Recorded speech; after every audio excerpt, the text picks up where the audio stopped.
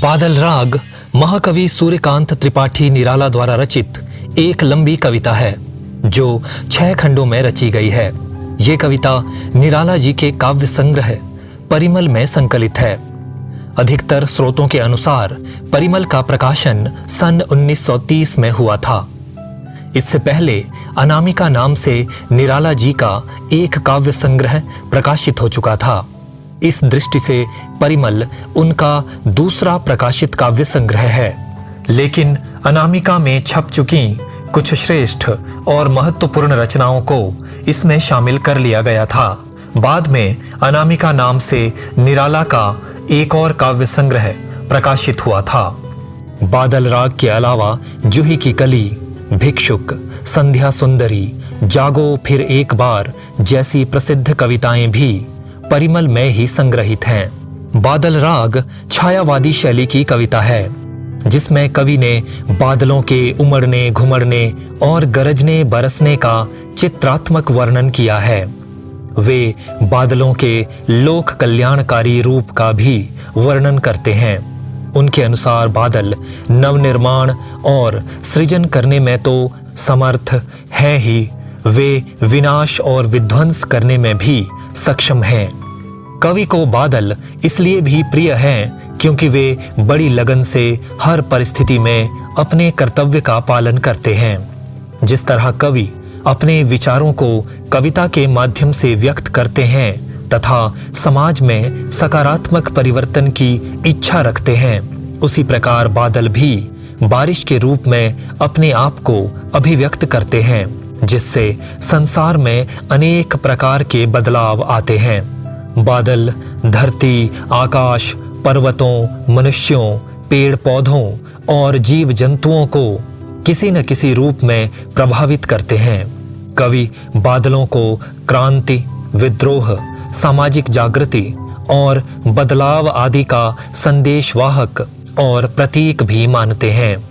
बादल राग कविता मुक्त छंद में लिखी गई है और इसमें संस्कृतनिष्ठ तत्सम शब्दों का प्रयोग किया गया है। इसमें लयात्मकता और संगीतात्मकता है। अनेक प्रकार की आवाजों और दृश्यों का चित्रण होने के कारण इसमें बिंबात्मकता है। कवि बादलों को अनेक प्रतीकों के रूप में भी प्रस्तुत करते हैं, जिसके कारण कविता में प्रतीकात्मकता भी देखी जा सकती है। बादल राग में पुनरुक्ति प्रकाश, अनुप्रास और रूपक अलंकारों का प्रमुखता से प्रयोग किया गया है। डॉक्टर बच्चन सिंह आधुनिक हिंदी साहित्य का इतिहास में लिखते हैं, बादल राग परिमल की सर्वाधिक महत्वपूर्ण और लंबी कविता है। निराला के व्यक्तित्व को रेखांकित करने वाली वातावरण प्रधान रचना है। इसमें मुख्यतः ध्वनि, नाद और रूपक के माध्यम से युद्ध और विप्लव का रचनात्मक वातावरण तैयार किया गया है। कविता के पहले खंड में कवि बादलों से बरसने की प्रार्थना करते हैं ताकि संसार के सभी जीवों और निर्जीव वस्तुओं पर बादलों के रूप और उनके गुणों का प्रभाव पड़ सके। कवि बादलों से बहुत प्रभावित और प्रेरित हैं। वे उनकी दुनिया को और नजदीक से देखना चाहते हैं, इसलिए उनकी नजर आसमान के उस भाग पर टिकी है जहां पर जल से भरे बादल उमड़ रहे हैं। आइए बादल राग कविता के पहले खंड को समझने का प्रयास करते हैं। झूम झूम मृदु, गरज गरज घन घोर, राग अमर अंबर में भर निज रोर। मृदु अर्थात कोमल, घनघोर अर्थात भीषण, विकट, भयंकर। यदि हम घन और घोर को अलग अलग कर लें तो घन का अर्थ होगा बादल और घोर का अर्थ है अधिक या गंभीर। रोर अर्थात कोलाहल या शोर। झूम झूम मृदु, हे कोमल आकृति वाले बादल, तुम आकाश में झूमो, लहराओ या झोंके खाते हुए आओ। गरज गरज घन घोर, हे बादल तुम अत्यधिक या भीषण गर्जना करो। तुम्हारे आने से हर ओर गर्जन या गड़गड़ाहट की आवाज फैल जाए। राग अमर, हे बादल तुम ऐसा गीत छेड़ो जो स्थायी हो जाए। या जिसका प्रभाव हमेशा बना रहे। कवि बादल को क्रांति अथवा जागृति का प्रतीक भी मानते हैं, इसलिए वे चाहते हैं कि बादलों के गरजने से या बरसने से संसार में ऐसी जागृति आए जो हमेशा बनी रहे या जिसका प्रभाव अमिट या स्थायी हो। अंबर में भर निज रोर। कवि प्रार्थना करते हैं कि हे बादल, तुम आकाश को अपने कोलाहल से या अपने शोर से भर दो। झूम झूम और गरज गरज में पुनरुक्ति अलंकार है। अनेक प्रकार की ध्वनियों या आवाजों का वर्णन होने के कारण यहाँ श्रव्य बिंब है।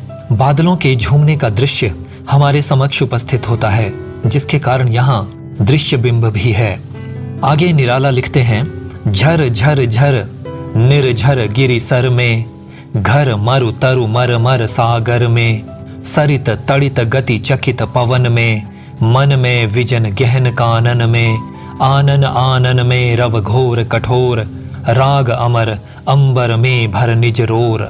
निर्झर अर्थात झरना, गिरि अर्थात पर्वत, सर अर्थात तालाब, मरु मरुस्थल या रेगिस्तान, तरु अर्थात पेड़, मरमर पत्तों की आवाज। तरु मरमर का अर्थ होगा पेड़ों के पत्तों की आवाजें जो पत्तों के आपस में टकराने या हिलने से पैदा होती हैं। सरित अर्थात नदी, तड़ित आसमानी बिजली, गति तीव्रता या वेग, विजन निर्जन या वीरान जगह, गहन कानन घना जंगल, आनन चेहरा या मुख, रव आवाज या ध्वनि, घोर गंभीर या भयानक, कठोर अर्थात कड़ा या बेरहम।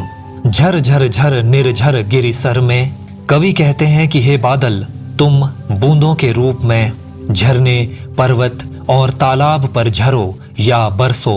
घर तुम घरों पर बरसो, मरु तुम रेगिस्तान पर बरसो, तरु मरमर तुम पेड़ों पर बरसो और पेड़ों के पत्तों से निकलने वाली आवाजों पर भी बरसो। सागर में तुम समुद्र पर भी बरसो, सरित तुम नदी पर बरसो या तुम्हारे गरजने और बरसने से नदियों पर भी प्रभाव पड़े, अथवा तुम्हारे बरसने की आवाज नदी के बहने की आवाज के साथ घुल मिल जाए। तड़ित गति आसमानी बिजली के बड़ी तेजी से चमकने या आसमानी बिजली की कड़कड़ाहट में भी तुम्हारे बरसने की आवाज घुल मिल जाए। चकित पवन में और इन सारे दृश्यों को देखकर हैरान सी होकर बहने वाली हवा में भी तुम्हारे बरसने की आवाजें घुल मिल जाएं। कवि ने हवा का मानवीकरण किया है। बादलों के बरसने, गरजने और बिजली के चमकने से वातावरण में अचानक परिवर्तन हो जाता है और हवा इस परिवर्तन से मानो हैरान हो जाती है। कवि बादलों से प्रार्थना करते हैं कि तुम हैरान होकर चलने वाली हवा पर भी अपने गरजने बरसने का ऐसा प्रभाव डालो कि वो आत्मविश्वास और आनंद के साथ सही दिशा में सही तरीके से चलने लगे, या हवा में आत्मविश्वास और उत्साह भर जाए। मन में हे बादल, तुम्हारा गरजना और बरसना लोगों के मन पर अच्छा और सकारात्मक प्रभाव डाले। विजन गहन कानन में तुम निर्जन स्थानों पर भी बरसो और घने जंगलों पर भी बरसो। यदि विजन को भी जंगल के साथ जोड़ दें तो अर्थ होगा कि हे बादल, तुम घने और वीरान जंगलों पर भी बरसो। आनन आनन में हर चेहरे पर तुम्हारे बरसने से नए भाव आए या खुशियां नजर आने लगें। रव घोर कठोर तुम्हारे गरजने और बरसने की आवाजें बहुत भयंकर या गंभीर हों, उसमें एक प्रकार की निर्दयता या निष्ठुरता भी भरी हुई हो। राग अमर तुम ऐसा गीत छेड़ो जो स्थायी हो या जिसका प्रभाव हमेशा बना रहे। अंबर में भर निज रोर तुम सारे आकाश में अपनी गर्जना या गड़गड़ाहट का शोर भर दो। झर झर झर में पुनरुक्ति अलंकार है। पूरी पंक्ति में र की आवृत्ति होने के कारण अनुप्रास अलंकार भी है। मरुतरु में पद मैत्री है और पूरी पंक्ति में र की आवृत्ति होने के कारण अनुप्रास अलंकार भी है। चकित पवन में मानवीकरण अलंकार है। पूरी पंक्ति में त की आवृत्ति होने के कारण अनुप्रास अलंकार भी है।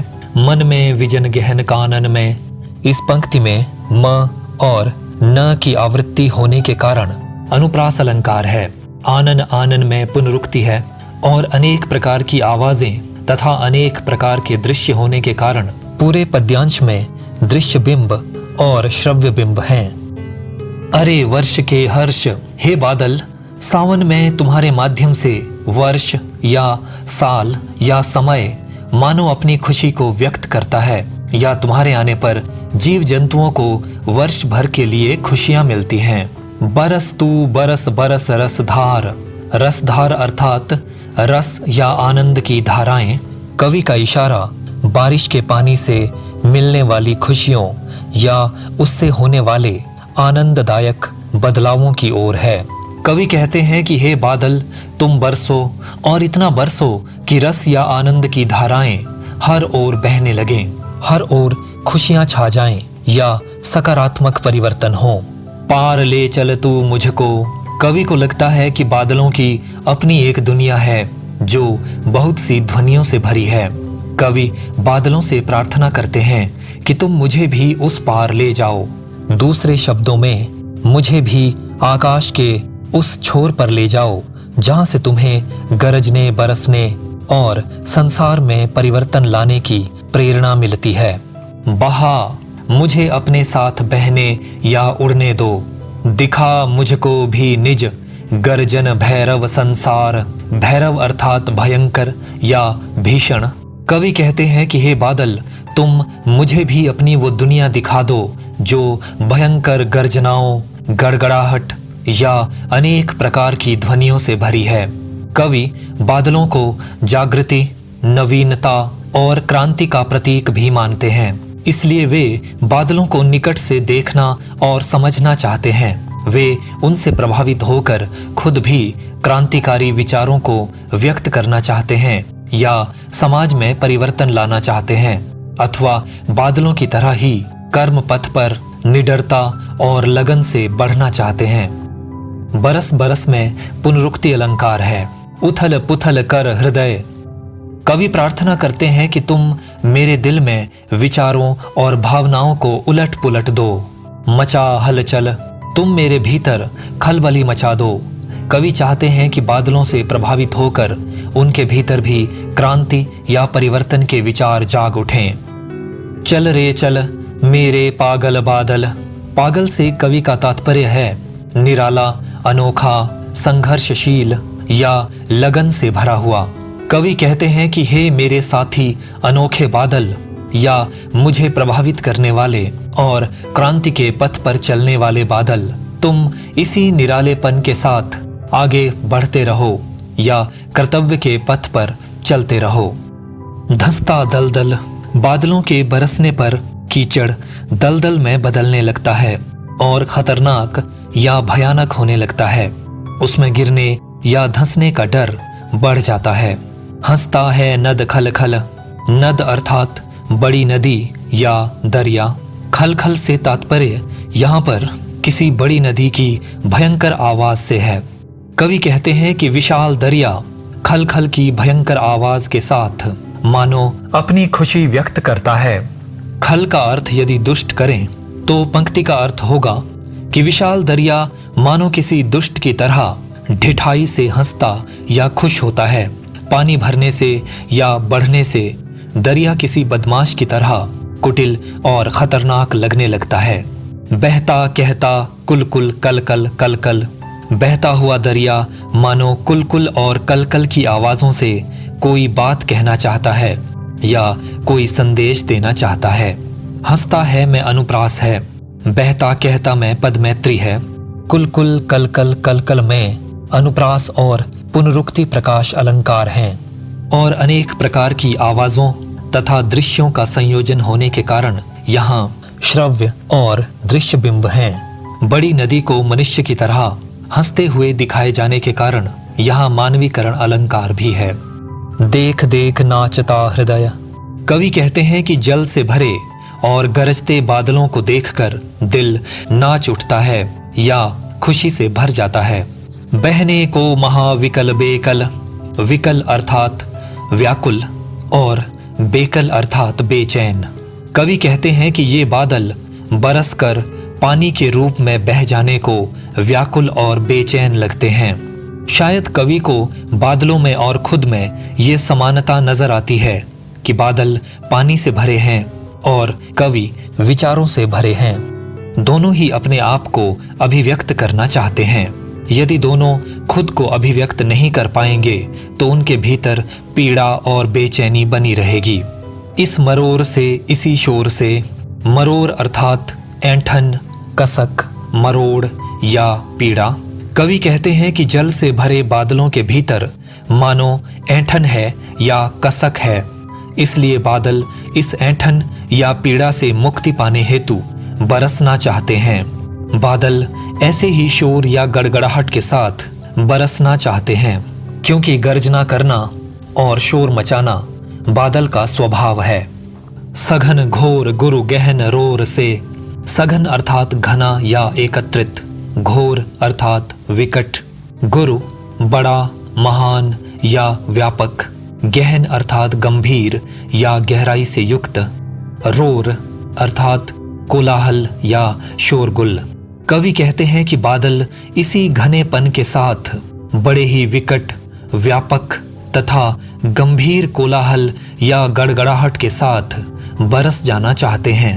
मुझे गगन का दिखा सघन वह छोर, राग अमर अंबर में भर निज रोर। छोर अर्थात सिरा, किनारा या भाग।